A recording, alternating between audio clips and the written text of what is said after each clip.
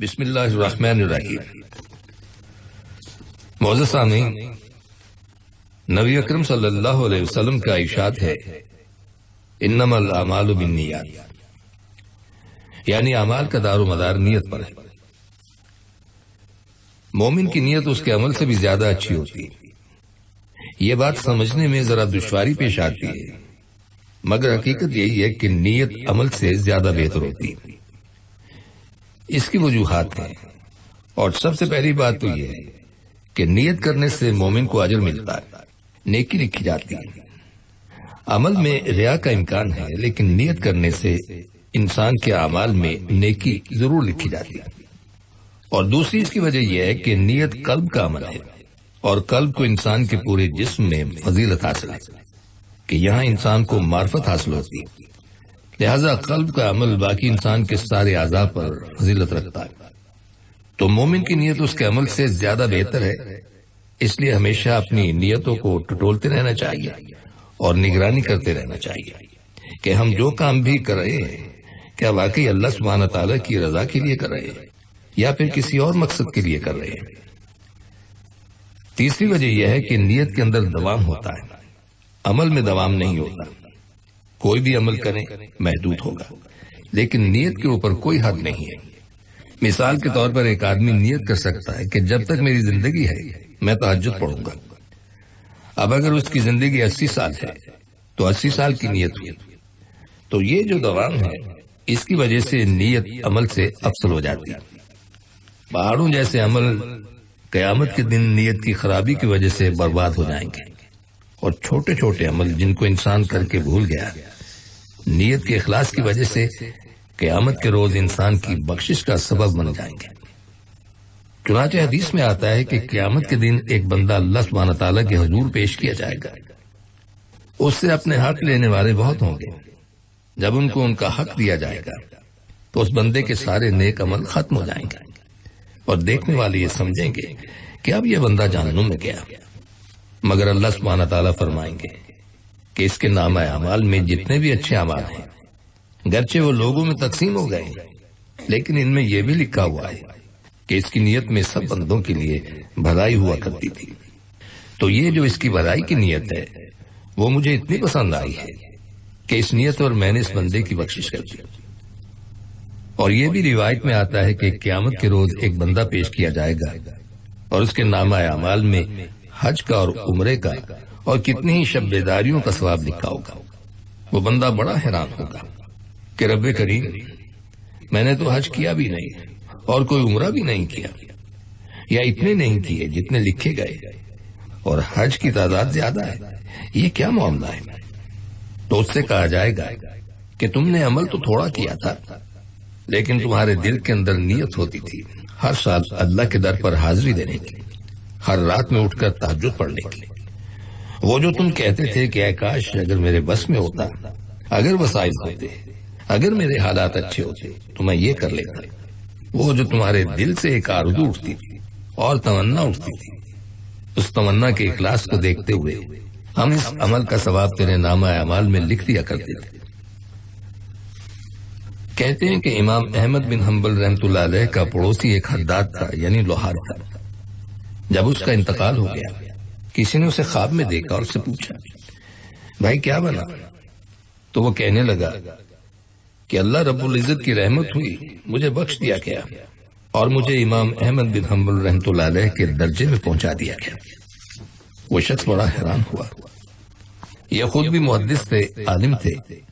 انہوں نے خواب دیکھا اور سوچنے لگے کہ اس کے اہل خانہ سے پوچھنا چاہیے کہ اس کا کون سا خاص عمل تھا جو اللہ سبحانہ تعالیٰ کو پسند آ گیا۔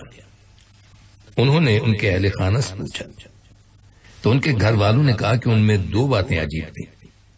ایک تو یہ کہ ان کے دل میں اللہ سبحانہ تعالیٰ کا بہت احترام تھا، اتنا تھا کہ جب یہ لوہا کوٹ رہے ہوتے اور ہتھوڑا جب سر سے اوپر اٹھاتے نیچے مارنے کے لیے، اگر عین اس وقت اللہ اکبر اذان کی آواز سنتے تو یہ اسی وقت ہتھوڑے کو نیچے پھینک دیا کرتے تھے۔ کہتے تھے کہ اب میرے پروردگار نے بلا لیا ہے، اب میں پہلے اس کا حکم ادا کروں گا۔ اور دوسرا یہ تھا کہ جب وہ گھر آتے اور رات میں دیکھتے کہ امام احمد بن حنبل رحمۃ اللہ علیہ اپنی چھت کے اوپر عبادت کرتے ہیں تو یہ دل میں حسرت کیا کرتے تھے، ٹھنڈی سانس لیا کرتے تھے، کہتے تھے کہ میں کیا کروں، میرے بچے زیادہ ہیں، اگر میں کام نہیں کروں گا تو ان بچوں کے لیے انتظام کیسے ہوگا؟ اگر میری پیٹھ ہلکی ہوتی، میرے اوپر یہ بوجھ نہ ہوتا اور میرے پاس فارغ وقت ہوتا تو میں بھی امام احمد بن حنبل جیسی راتیں گزارتا۔ انہوں نے کہا یہ اس کا عمل ایسا تھا کہ اس کے دل کے اخلاص کی وجہ سے رب کریم نے اسے وہی درجہ عطا فرما دیا جو امام احمد کا تھا۔ اگر انسان عمل کر نہیں سکتا، اس کی تمنا تو دل میں رکھ سکتا ہے، آرزو تو دل میں رکھ سکتا ہے۔ ہم سر سے لے کر پاؤں تک اللہ سبحانہ تعالیٰ کی شریعت کے مطابق نہیں بن سکتے، تمنا تو کر سکتے۔ تو نیت کر لینے سے بسا اوقات انسان کو وہ نعمتیں مل جاتی ہیں جو عمل پر بھی اس کو نہیں ملا کرتی۔ علماء نے لکھا ہے کہ صدق کے دل کی علامت یہ ہے کہ جو انسان کے بس میں ہو وہ کر لے۔ تو صدق کے دل کی علامت یہ لکھی گئی ہے کہ جتنا اس کے اختیار میں ہے وہ اگر کر لے گا تو اللہ تعالیٰ اسے وہ اجر بھی عطا کر دے گا جو اس کے اختیار سے باہر ہوگا۔ اس لیے قیامت کے دن بہت سے لوگ ایسے ہوں گے کہ جو دنیا کے اندر بڑے امیر گزرے ہوں گے، عمرہ کے اندر ان کا شمار ہوگا، مگر قیامت کے دن اللہ سبحانہ تعالیٰ فقراء میں ان کو شمار فرمائیں گے۔ اور کتنے لوگ ایسے ہوں گے کہ جو دنیا میں روٹی کو ترستے تھے، فاقوں میں زندگی گزارتے تھے، مگر قیامت کے دن قارون کے ساتھ ان کا حشر کر دیا جائے گا، اس لیے کہ دل کی نیت ان کی وہی تھی جو قارون کے دل کے اندر تھی۔ تو یہ دل کی نیت پر منحصر ہے۔ اگر ہمارے دل میں یہ نیت ہوگی کہ ہم اللہ سبحانہ تعالیٰ کی معرفت کو حاصل کرنا چاہتے ہیں، اس کی محبت سے اپنے دل کو لبریز کرنا چاہتے ہیں، عین ممکن ہے یہ اسی نیت کو اللہ قبول کر کے قیامت کے دن اپنے چاہنے والوں کی جماعت میں ہمیں شامل فرما دے۔ ایک مرتبہ ایک بزرگ سے کسی نے پوچھا، یہ ہم اخلاص کے بارے میں بڑا کچھ سنتے رہتے ہیں، ہمیں کوئی مثال دے کر سمجھائیے، یہ اخلاص کیا ہوتا ہے، مخلص کون ہوتا ہے؟ تو انہوں نے عجیب مثال سے یہ بات سمجھائی، فرمانے لگے، تم نے کبھی بکریوں کا چرواہا دیکھا ہے؟ جب وہ نماز پڑھتا تو اس کے ارد گرد بکریاں موجود ہوتی ہیں، تو یہ بتاؤ کہ کبھی اس کے دل میں یہ خیال گزرا کہ میری اس عبادت پر میری بکریاں میری تعریف کریں گی؟ اس نے کہا کہ نہیں، اس کے دل میں یہ خیال کبھی نہیں آیا ہوگا کہ اس عبادت پر میری بکریاں میری تعریف کریں گی۔ تو بزرگ فرمانے لگے کہ یہ مخلص بندے کی نشانی ہے کہ وہ لوگوں کے درمیان بیٹھ کر اللہ تعالیٰ کی عبادت کرتا ہے، اس کے دل میں ذرا بھی یہ توقع نہیں ہوتی کہ لوگ میری عبادت کی تعریف کریں گے۔ جیسے چرواہے کو بکریوں سے تعریف کی امید نہیں ہوتی، اسی طرح اس کے دل میں بھی لوگوں سے کوئی امید نہیں ہوتی۔ انسان کو چاہیے کہ دل میں نیت یہی رکھے کہ میں اللہ رب العزت کی فرما برداری والی زندگی گزارنا چاہتا ہوں۔ اس لیے 3 باتیں اللہ کے لیے خاص ہیں۔ ایک، رجوع، کوشش کی جائے کہ ہمیشہ اللہ کی جانب رجوع کیا جائے، اسے کہتے ہیں رجوع الی اللہ۔ دوسرا، احتیاج، کہ انسان ضرورت کے وقت ہمیشہ اپنے رب کی طرف متوجہ ہو، کوئی بھی ضرورت ہو، حتیٰ کہ جوتے کا تسمہ بھی ٹوٹ جائے تو اپنے اللہ سے مانگے۔ اور تیسری چیز، اعتماد، ہمیشہ اللہ رب العزت کے وعدوں پر کوئی بھی کام کیا جائے، اللہ تعالیٰ پر بھروسہ رکھے۔ جس بندے کے یہ 3 عمل ٹھیک ہوں گے، اس کی زندگی شریعت اور سنت کے مطابق بن جاتی ہے۔ آج کے اس زمانے میں 3 باتوں میں قول اور فعل کا تضاد بہت ہو گیا۔ پہلی بات تو یہ کہ ہم کہتے ہیں ہم اللہ رب العزت کے بندے ہیں، مگر کام آزاد لوگوں جیسے کرتے ہیں، زندگی ایسے گزارتے ہیں جیسے ہم من مرضی کے مالک ہوں، اور زبان سے کہہ بھی دیتے ہیں کہ ہم وہ کریں گے جو ہماری مرضی ہوگی۔ تو بھائی جب کلمہ پڑھ لیا تو ہماری مرضی تو گئی، اب تو رب کی مرضی چلے گی، ہماری مرضی نہیں چلے گی۔ جو شریعت کا حکم ہوگا اسی پر عمل کیا جائے گا۔ ہم سب اللہ سبحانہ تعالیٰ کے بندے ہیں، اس کی ملک ہیں، وہ ہمارا مالک ہے۔ اللہ تعالیٰ کو بندوں پر اختیار بہت زیادہ ہے بنسبت اس کے جو ایک بندے کو غلام کے اوپر ہوتا ہے۔ تو غلام سے کیا توقع کی جاتی ہے کہ ہر بات میں وہ اپنے آقا کی بات مانے؟ کیا ہم بھی اپنے پروردگار حقیقی کی بات اسی طرح مانتے ہیں؟ تو زبان سے تو ہم کہتے ہیں کہ ہم اللہ کے بندے ہیں، لیکن کام آزاد لوگوں والے کرتے ہیں۔